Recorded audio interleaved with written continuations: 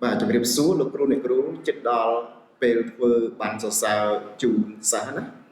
បាទខ្ញុំមានតម្រង3 4ដែលតម្រងហ្នឹងសូមវាគឺច្បាស់ល្អខ្ញុំធ្វើនៅក្នុង Publisher អញ្ចឹងលោកគ្រូអ្នកគ្រូអាចទៅ download នៅក្នុង link ដែលខ្ញុំដាក់ភ្ជាប់នៅក្រៅវីដេអូនោះទៅវាយបញ្ចូលឈ្មោះហើយ print បាទព្រោះតម្រងនោះខ្ញុំបានរៀបចំរួចហើយសូមវាគឺច្បាស់ល្អបាទចំពោះរបៀប print លឿនហើយងាយនោះខ្ញុំនឹងធ្វើវីដេអូបង្ហាញបាទមួយទៀតបាទគឺយើងមានតែបញ្ជីឈ្មោះដោយយើងមិនបាច់ចាំបីចូលម្ដងម្នាក់នោះទេយើងទាញចេញពីបញ្ជីឈ្មោះយើងហើយ print តែម្ដងបាទ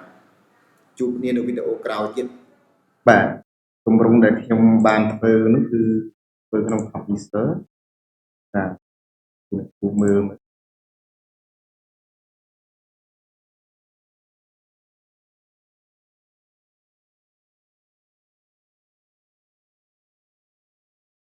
នេះបាទទម្រង់នេះគឺអាចហ្នឹង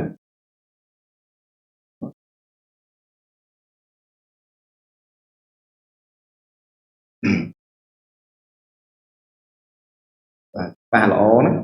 បាទសុំវាគឺច្បាស់ល្អអត់បែកទៀតព្រាកទេគឺលោកគ្រូអ្នកគ្រូអាច download យកទៅបាទយកទៅចូលឈ្មោះបាន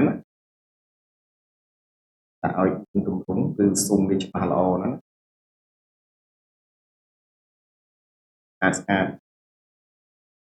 អញ្ចឹងរបៀប print វាបាទ print លឿនដោយមិនបាច់បញ្ចូលមួយឈ្មោះខ្ញុំនឹងធ្វើវីដេអូបង្ហាញយើងមានតែជីឈ្មោះយើងតារាង Excel មកយើងធ្វើការ print តែម្ដងទៅមានប្រមាណឈ្មោះវារត់ឲ្យតែនឹងឈ្មោះតែម្ដងធ្វើវីដេអូបង្ហាញនៅវីដេអូក្រោយ